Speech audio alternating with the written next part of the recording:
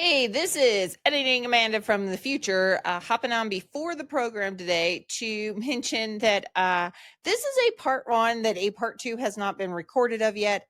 Michelle Choairy is joining us today, and you are probably going, why is she on Tap Tuesday? We are going to explain that away during the program, but let's just be honest. Michelle was our first guest on Lita's Tap Styles podcast, and like all of our recurring guests, she has a special place in our heart. And when we were finally at the point that we were like, we need to get a guest on Tuesdays, our first thought was, hey, Michelle, no, you're not a tap dancer. Hop on. It took us a while to get this part one done because it was towards the end of school and Michelle has an actual job. Plus, she's got her podcast and she's got the Thrive community going and she has Wisdom4Complex Kids going. So it was crazyville trying to get us all in front of cameras to record part one. It was not supposed to be a two-parter, but it's Michelle, it's us. Of course, we're going to make it a two-parter. So part two of the story comes later. Just be on the lookout for that. But I think even part one brings a lot to the table of Michelle's life as a dancer, because I bet you did not know Michelle Choairy was a dancer. So sit back, relax, grab your favorite drink, grab your favorite snack, or, if you're running on the treadmill, whatever you do while you're doing this, enjoy this amazing story of an amazing woman that we've all come to know and love as Drake's mom, finally appearing as herself, Michelle. Hello, this is Rita, and this is me and my mommy's podcast, and then my mommy, and there's me, and I'm just talking about this stuff, and there's me tap dancing, because this is the Tap Dancing / Autism podcast, and there's a bunch of animals, and I'll be trying to in my hair, and there's a bunch of sand and the ocean. Also, there's all the soul talk stuff. I love all my mentors and rapes. Oh, that, and also, yes, like life stuff and tap dancing. Oh, and also there are my boots. My boots are amazing. Also, there's me, trying not to have a panic attack. Also, this is a podcast about me, autism, and tap dancing, and blah, blah, blah. I'm just ADHD in this thing. Also, there's my cute adorable puppies.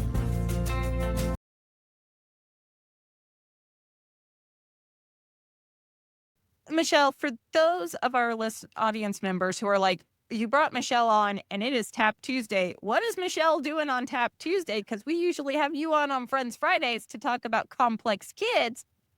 You want to tell them why we have you on to talk? Of course. So I was a professional ballerina when I started at 15 years old. So I danced my whole entire life. I started when I was 3 and just went up the ladder.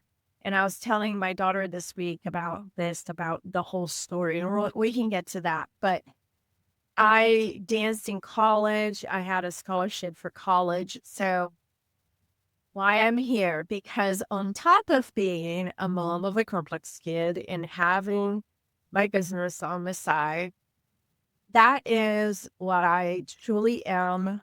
Like, that was my heart, my soul. That was my identity as I was growing up in Brazil up until probably my 20s. People still thought of me as the dancer. That's one thing I wanted to touch on. Dance is universal. I think some of our audience who picks us up on Fridays and is coming from the autism may not understand how interconnected, especially with the internet nowadays, the dance world is. For sure. You came up through Brazil. Some of Lita's mentors are from Brazil. Her favorite shoe company, her shoes are right now being handmade in Brazil. Awesome. Very good. Very good. Brazil has a vibrant dance scene. Yes. And different types of dancing.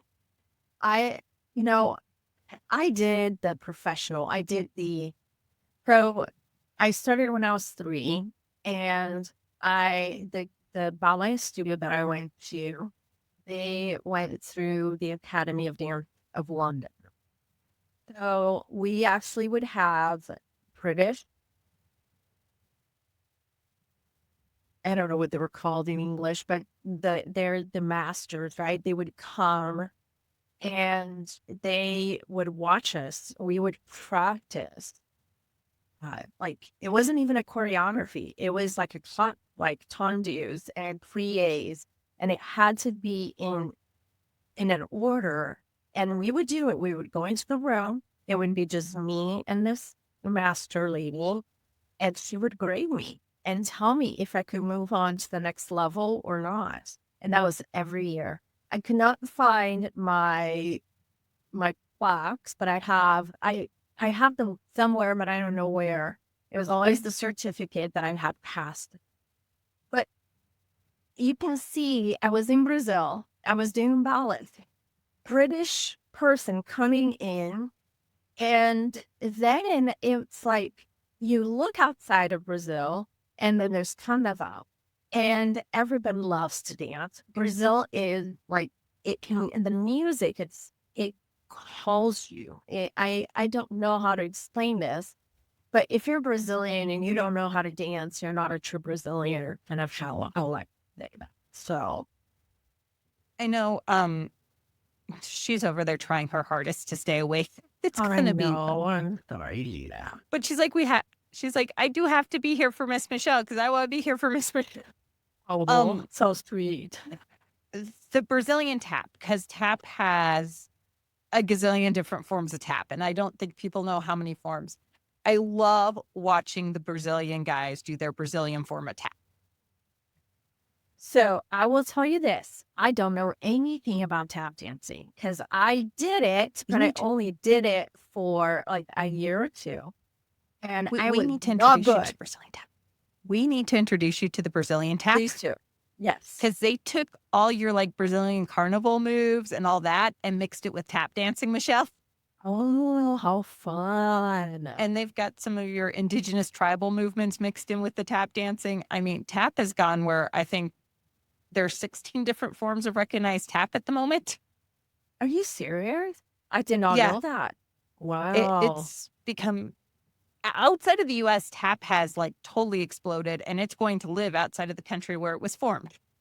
Yeah, and I mean, this is crazy. Where did it come from, by the way, Amanda? Tell me. So tap, the history of tap, and I will never be able to do the story of tap right. I heard it from James Earl Jones, and I will let him, well, not anymore, unfortunately, but he should be the one telling it because of his ability to do storytelling.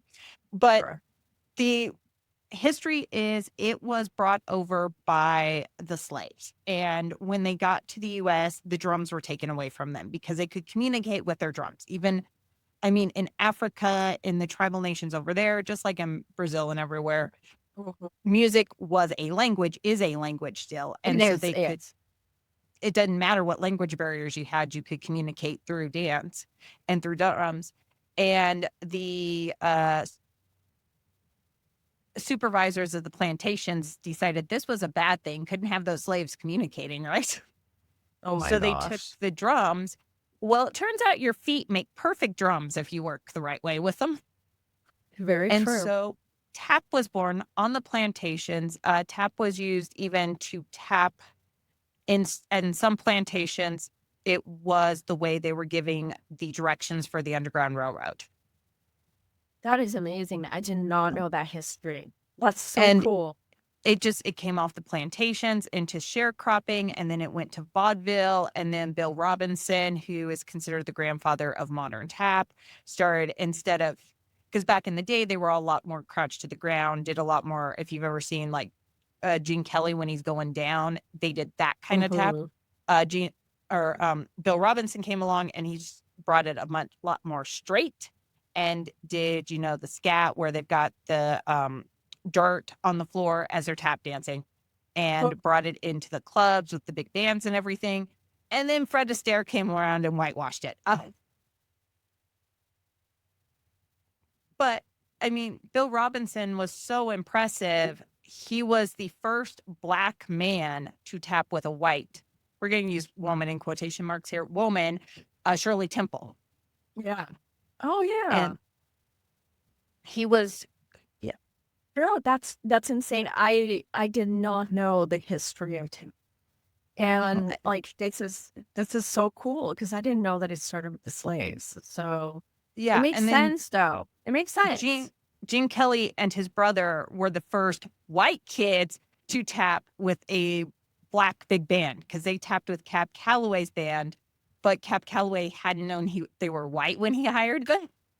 Ooh. Because what were a bunch of white kids doing tapping? Well, okay, so I have another question. What about this Irish, what do they call it? Like The Irish Steppers? yes. Like, where does that relate? So stepping is, I mean, if you look a lot of places, stepping is a very big thing. I think some Irish step has come into tap over the years, not a lot. And I think some tap has moved more towards Irish than Irish has moved towards tap recently. Your river dance, a lot of the tap dancers could do river dance a lot better than the Irish steppers because it borrows so much from tap. I understand a lot of people going, oh, but tap is Irish. No, it wasn't. It was, this, but there has been a lot of trade-offs with tap as it's gone global because you do not, outside of everyone calls the steps different because like ballet, you have a tendu is a tendu is a tendu is a tendu. It does not matter what language you speak. Tap, they're going to change that terminology on you wherever you go. Because there's also clogging, right? There's clogging, there's stuff, there's that. I mean, there's crazy. Well, and you bring it into like North America and you look at like the grass dances that a lot of the Plains tribes use, and it looks a lot like tap because it turns out dance is universal. It is. And it's a language. It really truly is. The only thing Lita dislikes is she doesn't like ballet. We've had her discussions. She had some issues with ballet, and kids with complex needs, once they have issues with something, we're not touching it again. Yes, it's not going to work. When she was 7, she's like, and yet you keep making me, because we don't have another teen helper who can do ballet. So you get to do ballet with babies. You get babies as your. She's like, bleh. When she was 7, she was in 8 different pieces for her studio's Nutcracker. Oh, okay. And me, yeah.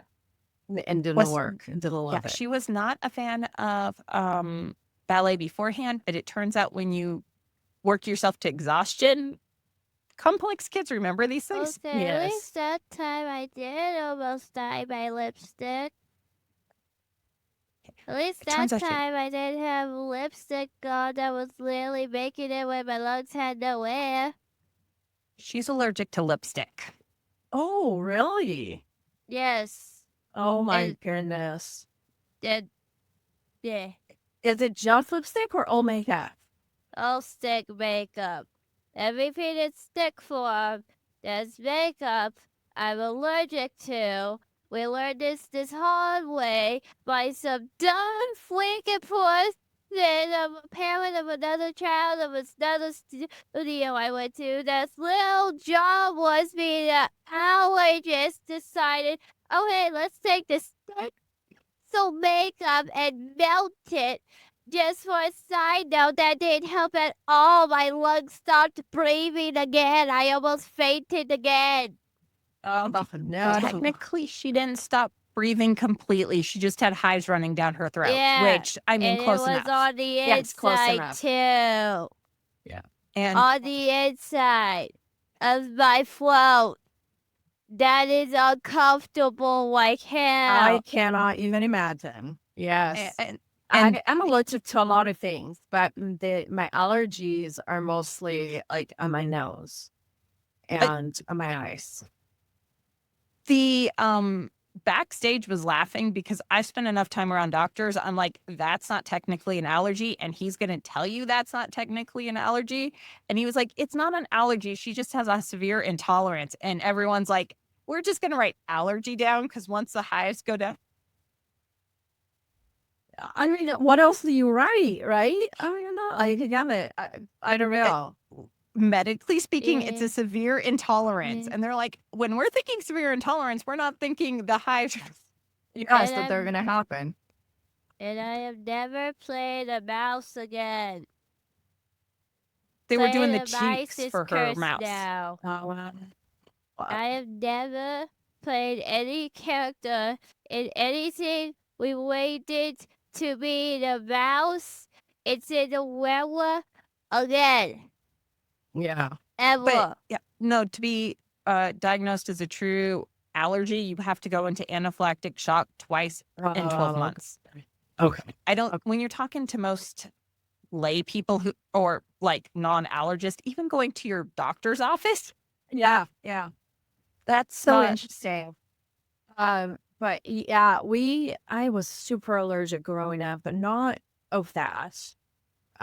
Nothing on my skin, but it was really like more of the, runny nose and all. And I will tell you that going through the stuff that I was digging out today to show you guys, this is like, I remember I used to just die because this was our mom's house. I am almost 50 years old. And so this stuff is probably about 40 years old. And my toe shoes probably not that old. But I have anyway, I went and I dug through it and I'm probably gonna start sneezing here pretty soon. That makes sense. As we were opening the studio, I was digging through some of her old shoes and I'm just sneezing up a storm. So you were 3 when you started dancing, right? I was 3 when I started dancing and I just loved it. I loved everything about it. It just, it was me. It was just, everybody knew me as the ballerina, as the dancer. I grew up in that. I tried doing other things. Like I tried playing volleyball. I tried playing soccer. I tried playing all these things for sports, but nothing stuck with me besides ballet and jazz. And I did a little bit of tap dancing, like I said. And my tap shoes actually fell apart, and I don't think that I have them anymore. So I think that we threw them away. But I did find, and it's very dirty and very old, my toe shoes. So Point shoes. my point shoes. Do you see how old they are? Oh, And yeah. they're all stained. I don't know why they got so stained, but they are, like a good, I don't know, 30 years old at least. And they are Capezios. And my mom, I had to learn how to sew so I could sew my what are these called? My ribbons or onto my shoes. And I used to have to buy one of these every week because I would break them. We did so much rehearsal and I had to buy one of these a week. And those are not cheap. No, it was not cheap. And so I'm really glad and grateful that my dad loved it so much that he could help me. Because obviously that is not, that doesn't happen. It's not an easy thing. Now, the other thing that I would love to show you is, do you know what this is, Lita? It's like, that's a VHS. When you hear us talking about tapes and VHS, that's what they look like. This is a VHS. And this is where I have my old videos. Everything came in here. And I was going through my set and I found and I liked it. Kind of cool. That would be fun to show. But that's how we recorded it. And it was like these gigantic cameras. And they would put them everywhere. And they were just gigantic. And they would record it and it would be in one of these. And that's how I kept all of but the video is so bad. I can't even pick out who it's true anymore. I don't even know who I was anymore on the video. But I started pretty early and on here I'm actually not on this picture, but you can see that I underlined my name. And so, That's the important part. yes, I was not on this picture, but I was talking about ballet and how we were going to perform, and it was called the airport. And so I don't even know what it was, but every year we had a theme. So this year was a theme for the airport, and I was looked pretty out. And then this one is another one. Oh, it's still the airport, but this one, it's me in the front. The splits. Let me see. Hang on. No, I'm the second one. I'm the second one into that. So these are Cool. newspaper clippings that my mom kept for me of me and my name. And like we were in the newspaper quite a bit because we were a really big ballet studio there. And we did the Royal Academy of London, which is like a big tie. So if It's you a want, huge time still thing. Still, It is. it's big. so, that's what we did. And this is how I grew up. But I'll tell you what was very interesting is that I was very used to ballet and jazz, which is very structured, right? Ballet is so structured. You're just, it's the position, it's your arms, all of that. And so when I got to the United States and I went to school, I went to a small college. Today it's called BYU, Idaho. It's the Brigham Young University in Idaho. But back then it was called Roots College. And I was like, you know what? I'm going to try it out for their team, for their dance team. And I did. But the interesting thing was that they didn't do ballet there. They didn't do jazz. It was modern dance. And it took me months to be able to let go and to be able to actually, if you're not watching the YouTube, you have no idea what I'm talking about. But letting go of your body so you're not so strict, so you're not. It took a long time for me to like let go of my like ballet roots into the modern dance. It was hard. It was really hard. I think a lot of the kids who come into urban tap who have not grown up in urban tap have that problem because you watch Broadway tap and it's a lot stiffer than like the Brazilian tap or the urban tap or even the Australia's got its own flavor of tap. Maybe we shouldn't have let the Aussies have anything to do with tap. I love our friends from Australia on it, but like her urban is much more, you're bouncing all over the place. They just dropped a new video that I sent you the link to that I'm sure it's like, hi, it's right beforehand. Here's the link. Yeah. I'll watch it later. I was driving when you sent it. I figured as much. I was like, Michelle's going to look at this and go, I now understand why Lita doesn't do tap the traditional, very stiff Broadway way. Okay. Can we just face it? I can't do Broadway tap. She cannot do Broadway But tap for I'm the life of her. pretty sure to be able to do Broadway tap, you have to be able to not have a bad white hip, bad back, and be able to not have, let's see, every single problem I have in the world and not be allergic to freaking stick makeup. Can you tell the stick Yeah. makeup has been a Yes. problem in life? That's Yes, because I I can have to tell. keep telling Dad that I cannot be the guy he thinks I would be. Because have you seen black makeup? It's mostly in stick form. I mean, he keeps saying that I will go full gothing, but I'm pretty Goth sure doesn't to have go black full. makeup. Her dad keeps saying Yeah. she's going to go goth on him. Yeah. But like, That was one question. yeah, So Capezio point shoes, which are not cheap, they're still not cheap and they're still, amazing shoes. I don't think people understand your point shoes were practically handmade.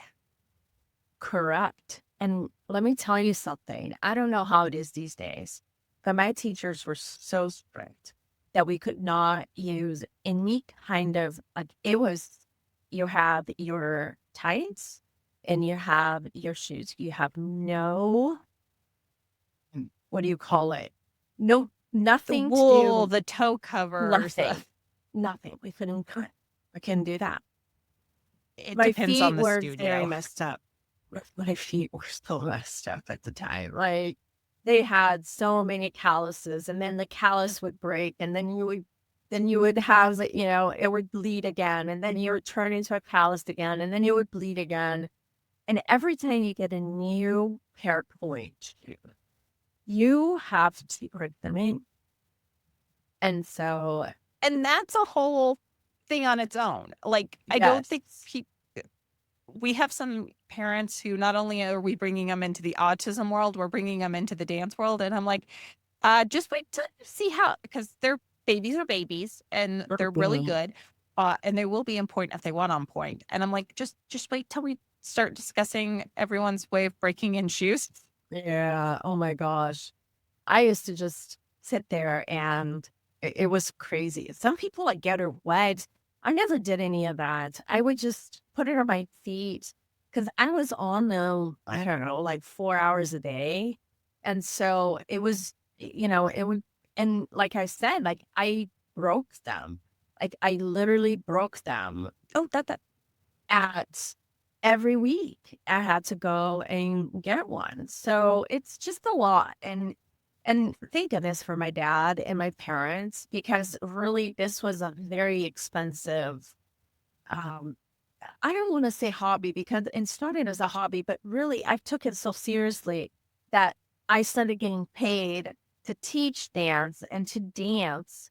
I started when I was 14. I started teaching ballet lessons and then jazz lessons, and then, and so it was crazy, but really it wasn't a hobby. It became me. Like that was my identity. And I think that a lot of people who come into this world of dance and they love it, it becomes their identity. Like Leah, that's her identity. It's tap dancing. Oh, right? Oh, yeah. And the tap dancers have their own ways of breaking in their shoes. And shoes have a lifespan, like you're saying. With the Yes. the cheap student shoes have a very short lifespan for tap, longer lifespan for ballet, because those ballet flats can last you forever, probably because you're only going to 1 hour a week. Yes. But then you flip flop where the professional tap shoes should last you 20 years as long as you know a good cobbler. Oh yeah. They're paying $400 for her shoes that Sodansa are sending her for her custom made shoes. Those things should last her a life. It better, and they'll lose them. Oh no, she does not lose her expensive shoes. She's attached to those things. Put air tags on them. That's what I have to do on everything that I have in my house that I don't want to lose. I put air tags on that everything. But those plank shoes get really expensive, and they're only rated for like 22 to 28 hours. And I know, it was crazy. It was. I'm not kidding you. Like I loved dance so much that I changed my whole schedule my senior year for school just so I could do that.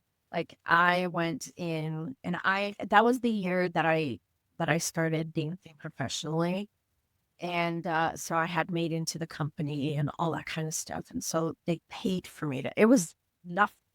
They paid absolutely nothing, but they paid me to like getting actually paid in the dance world is. Exactly, right? And most of the time you're paying. So when they pay you, then it's like, whoa, I'm professional. Oh yeah.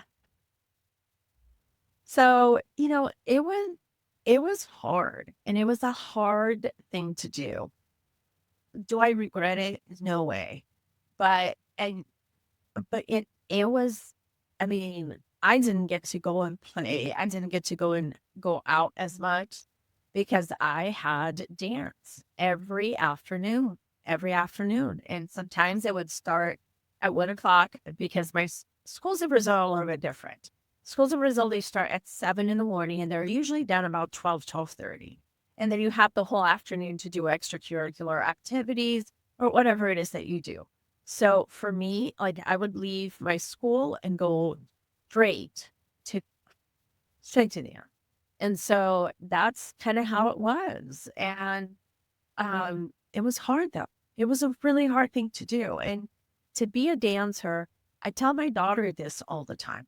She's a cheerleader, but I told her, even if you are cheering, like even if you're doing cheerleading, you need to do your ballet and you need to do jazz. And because it is the basic moves. Like if you are a ballerina, you can do whatever else, whatever dance, and even play sports because you have such good balance. You have control of your body and everything. So I told my daughter, you want to cheer? Great, but you still need to do ballet and you need to do jazz.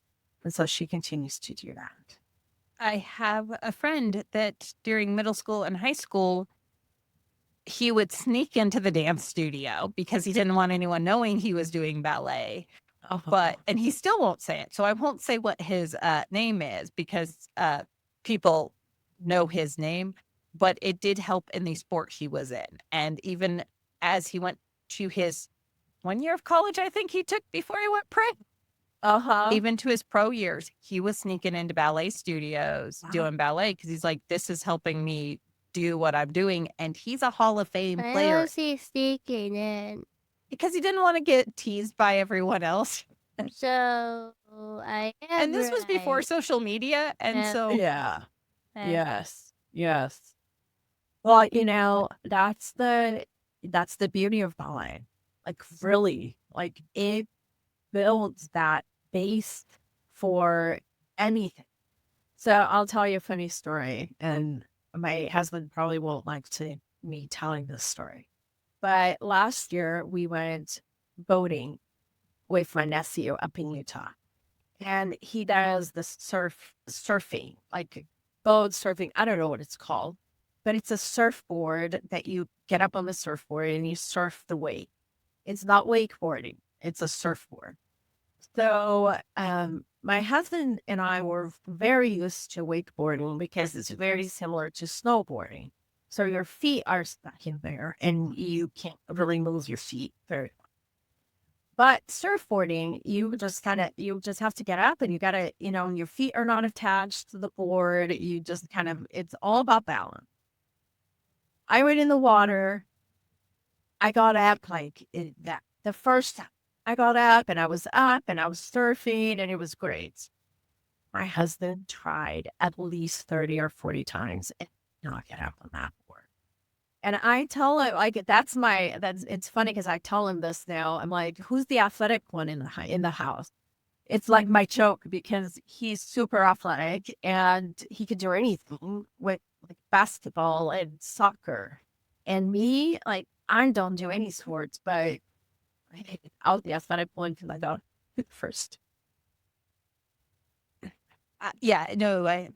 My husband was trying tap right before he was deployed last year, and he just didn't like the fact we were in a class with his. I am still mad at the women in that class because I don't give a damn if my father's well. They are still creepy. They are creep. Father, they are creeps. Father, and them started stalking my I'll explain father. that. I would literally murder them. I don't care about freaking Juvie. I don't care about freaking record calm down. dance with my freaking Lita, father. calm down. I'm still He mad was at those getting women. the women in the class He was getting crepes. were He being was a getting little. crepes. Okay, can I? They weren't meaning to be creepy, What but do oh you God, there's a mean, guy what in class, so we meaning? all need to be like, What? oh, I would like to mean? calm down. Like, oh, I want to be your partner. I want to be right by you. I want to be. And autistic husband mine was like, no, but it was too big of a class. There were 25 people in the class, and for autism, that just does not work to get you where you need to go, right? But he was like, this isn't too much different than he did Irish step, he did line dancing, and he did swing dancing competitively for all three of those. And he's like, oh yeah, dance is easy. I'm like, yeah, when you've been doing it since you were younger. Yes, that's for sure. Yes. Yes. You do have to next start time- young. Yes. And next time he takes this class, we're making sure there's mostly males. He said, Because well, I calm down. let she's a little protective of her dad, and they were kind of flirting with her dad, and he was just letting it go over his head, kind of. Where Go, someone can we had put a pin in grandchildren this? said they could give him a new child that's better than me. Were also some ableist comments being said that she took like harshly, and he took like, oh, you think I'm getting a non-autistic child? Hate to tell you, but current studies say it comes from dad. I mean, I'm pretty Again, sure. There you it- go. kind of. The balance thing, because I am bringing a little bit of the complex kids into this, because we had an amazing thing happen Tuesday that you as a complex mom will understand, and I don't think sometimes people understand. One of our level 3 ASD kids figured out how to do his turns. Do you know But that how hard that is to? I was trying to explain to his mom, he just started dancing in January and he's doing turns now. And I'm like, I'm not trying to be a jerk about this, because this is exciting that your child got to do this. Yes. But do you know how impressive it is for a kid who's been doing it January, February, March, April, 5 months with a few days off for sickness? Wow. That's awesome. That's impressive for a normal dancer. You know, Looking and paying attention. He did 3 turns in a row, perfectly, amazingly clean. Well, no one was looking.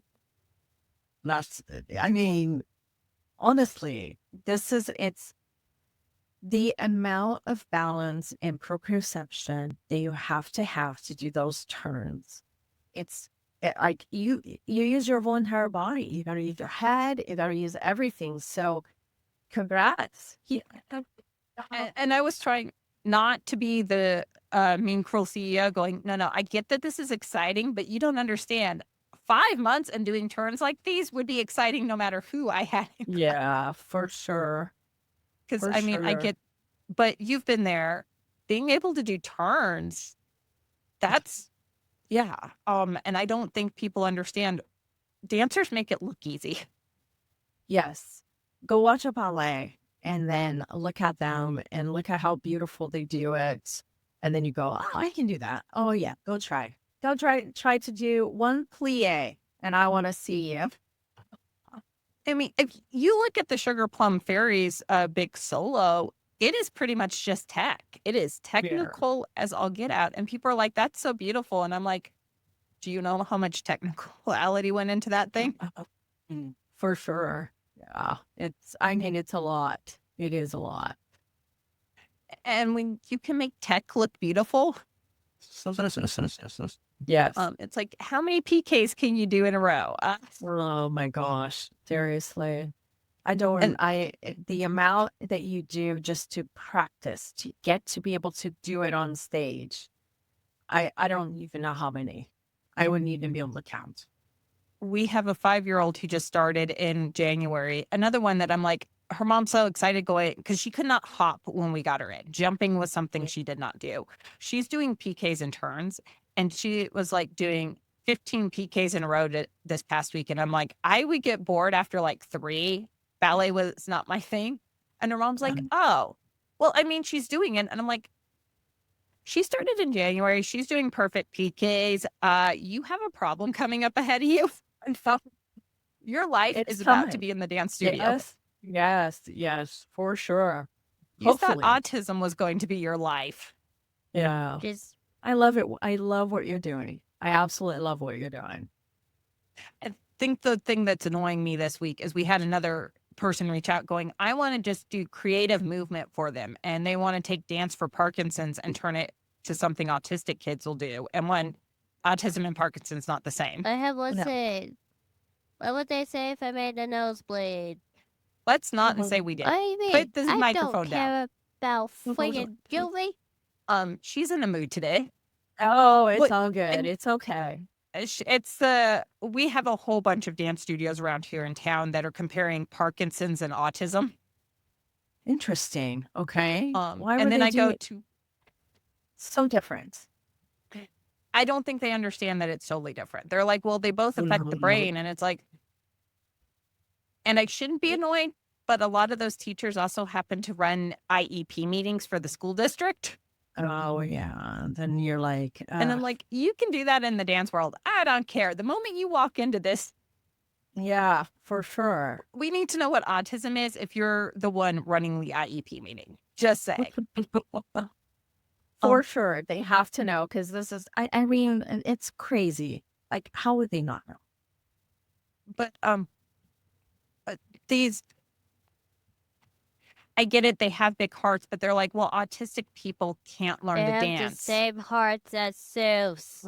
So not true, though. So not true.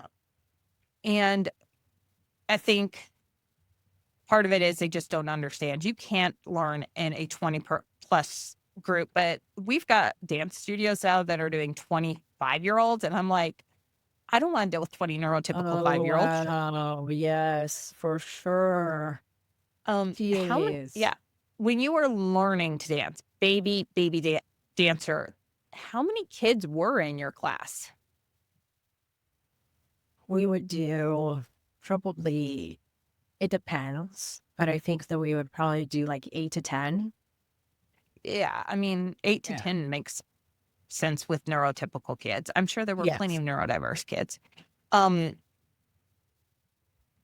Because I am explaining this pathetically to our parents who I'm like, I don't think you understand. Your life is no longer defined by autism. No, Your life is it's now not. defined by dance. By dance. Yep.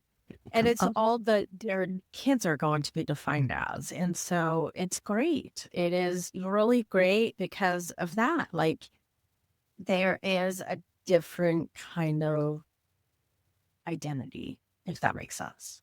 It is totally different. And I'm like, now, just to put a bee in all of you guys' ears, we have, all the intensives are going to be wanting to go to when they are in their middle school and teen years. And you've got to know what America Dance Theater is. You've got to know what LA is doing. You got to know what San Francisco's doing. And these parents are like, I'm barely learning all the autism terms, and now you want me to learn all the dance terms? Yes. Well, they're gonna have to figure it out, right? Oh, they are. It's like, hi, did you know we have posters with these? And they're like, really? I'm like, yeah, it's better than the Complex Kids. We have like, here's all the definitions and here's pretty pictures with them beside it. Yeah. I mean, it's crazy. So we've got 5-year-olds trying to teach their parents how to plie. At that point, it's just a loss. It's gonna, yeah. I'm just like, at this point, you're lost. You're screwed. Your kid's a ballerina. I just love it. I love it that what you're doing. I love how the studio has come together for you and how you're trying to grow and get bigger.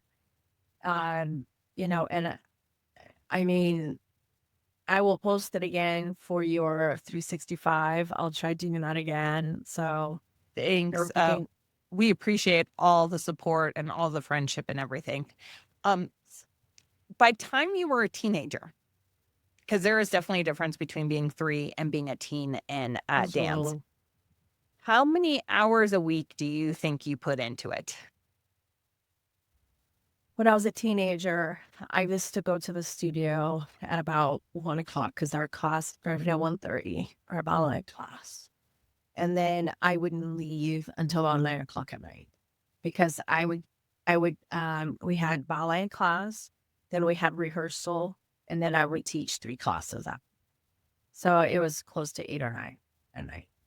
So just a full-time working job. Yes. That's what I'm trying to prepare our parents for with a couple of the kids, because I can clock them already going, your life is about to be the studio. Well, yes. and I don't have to do that. If you're like a tap, at least I only have to do like 6 hours a day. Yeah. And I don't have to go past my bedtime. That's only because you go earlier in the day. Past my bedtime. The bedtime. She has friends who homeschool specifically because of dance. Oh, yeah. Well, that's amazing. That is amazing. That allows you to get your studio hours in earlier while you're awake. Yeah. And to go to all the things. I know. That's the life of a dancer, though. That's the life.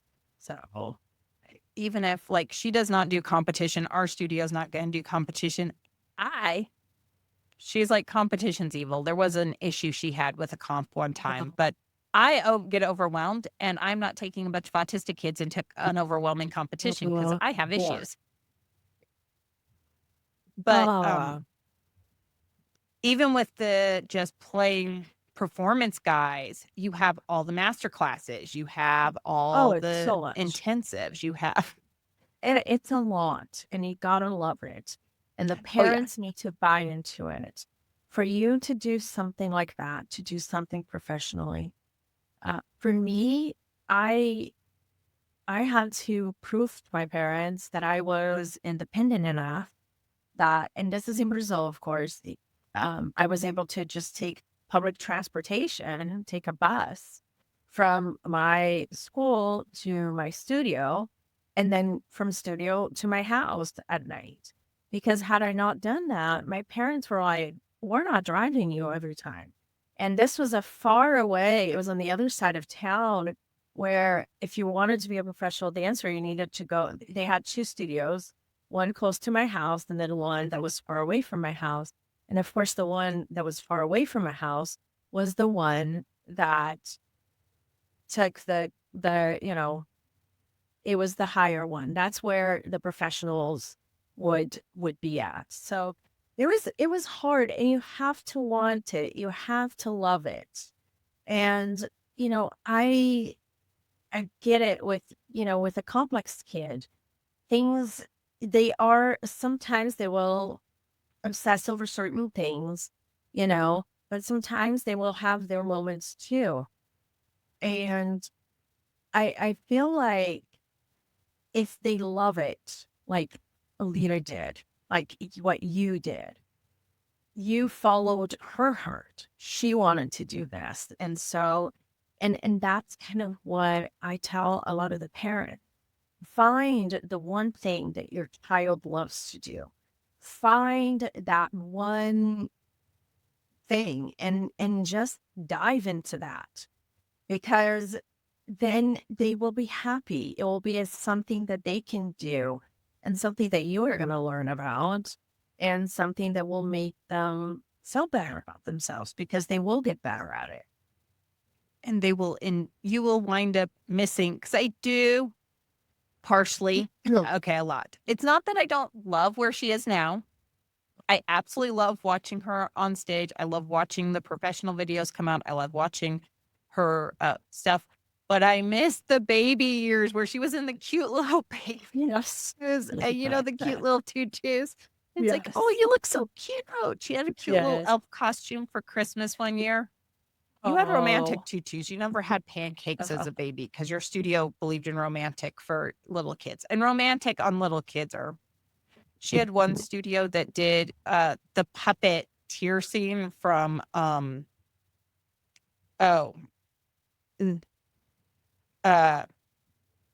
of Music.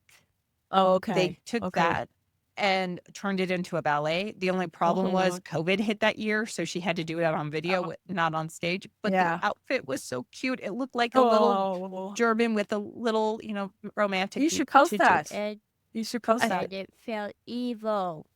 Oh, Also, plus it was too small for me. Well, she always has her growth spurt right before recital, and she grows like 2 clothing sizes right before recital. Okay. Yes, so it's great. And so I always tell them we're buying like really big one because I more can take higher. Yes.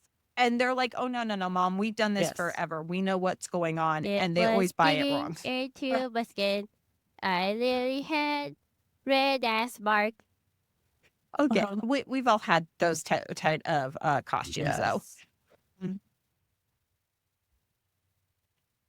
So what was your favorite? Because I know you've done a gazillion performances, but every dancer has that one performance or that one ballet that was their favorite to do. Which one was your favorite? Swan Lake. That was my favorite. What did you get to play in Swan Lake? Oh my gosh. I was not anybody. I was a nobody. But it was so fun to just be one of the nobodies in the back. And all the feathers, that was the best part of the whole thing. It was all the feathers that we had on our outfits. I remember that so specific. Our studio is not doing feathers ever. I have this. If you have never done feathers, you will understand later, because I've warned our parents, because they're like, feathers look so great. And I'm like, in the picture, yes. On the video, yes. She had a feather costume for the one year she did competition. I think they're still pulling feathers out of the AC vent. Oh my gosh. Oh my gosh. Yeah. I mean, people do not understand that about feather costumes. Those feathers do not stay. Yeah. I mean, on But we that. are gonna do the nutcracker, right? Like, Right? We're not doing that cracker. why? Well, we Why? might. But Why everyone would in we? town does nutcracker, and I need Let's something do that I can make Lego. money on. Let's Do something a little bit different. Stick version. Let's Stick do version. Now I'm you- trying to figure out what an autistic version of the nutcracker looks like. What about you? We could do like Miss Dada and Coco. She's I'm Miss just- Dada would be Debbie just Allen saying- Dance Academy's Oh. I hot would say, chocolate. hot chocolate. I mean, we could do something like that. Have you seen Please, Debbie Allen Dance Academy's please, hot chocolate please. I nutcracker? have not. I have Please. not. You got to take the Please. kids and go I'll see it. Please. Okay, I will. But I will. We're- You're not in the LA area, correct? South of LA. Just Like that's what I about thought. 40 minutes. Yeah. In I mean, LA, I that mean- can be way more than you want to do. Yes. I mean, we I could- have a recording. It was at 2:00. So I was so sorry. Yeah. We will talk to you later, Michelle. Thanks for coming on. I just wanted to see. It's been so great. I wanted to continue this conversation. So I don't know if you can edit this out, and then we can do a little bit more. But I'm Ooh, we can edit it out, or we'll just do a two-parter and have you come back on as soon Let's as you do have time that. to. Yeah. do that. Let's do that. All right. Thanks for coming on. Go hop on your other recording. All right. We'll talk to See you ya, later. Michelle. See you. Bye. Bye. Hey, Amanda from the future here again. Like I said, this is going to have to be a two-parter because Michelle had to squeeze this in before a meeting. We are so grateful that Michelle was willing to do this when we threw it at her and went, "Hi, you want to be our first dance guest too?" We are so thankful to Michelle and to all of our reoccurring guests who are willing to almost at the drop of a dime come on the show when I call up and go, "Hi, have an idea. Can you come on the show?" We hope you guys enjoy having the same guest on and on again, and that you're becoming just as familiar with them as we are, and that you feel like they're becoming people you know, you trust, and you like hearing from. Drop a comment, message us about what kind of dance you took as a kid, or if you didn't take dance, did you want to take dance? And let us know down in the comments below. Don't forget to like, comment, share, subscribe, all that fun jazz. And we will see you on Friday for Samantha from Boise Music Therapy Group is coming on to talk about what else? Autism therapies. And we go in depth on what you need in a therapist and some other stuff. Samantha's another one of our amazing reoccurring guests. We just absolutely love them. If you or someone you know would like to be on the podcast, be they over on the autism side, on the dyslexia side, or on the dance side, you can find us at podmatch.com. There will be a link in the description below to our website to where you can connect with us and message us on Podmatch. Podmatch is an amazing service that you've heard us talk about before that matches podcasters and guests. Most of our guests have come from Podmatch, actually over 90% have. And we just need Podmatch to include a recurring guest thing so that we can get back in touch with guests that we want to get in touch with easier on the site. But that's a whole different side or a whole different thing right there. Anyways, hope you enjoyed this, our first interview with a dancer. We are going to have Michelle on to finish the discussion, and we will talk to everyone later. Hello, thank you for watching the podcast, and please subscribe, and also look at that adorable paper. So if you want to subscribe for it, and also please leave a like, and don't forget, if you subscribe to us, if you won't miss any of our new podcast feeds. And also, did you see that adorable page? Don't you like it?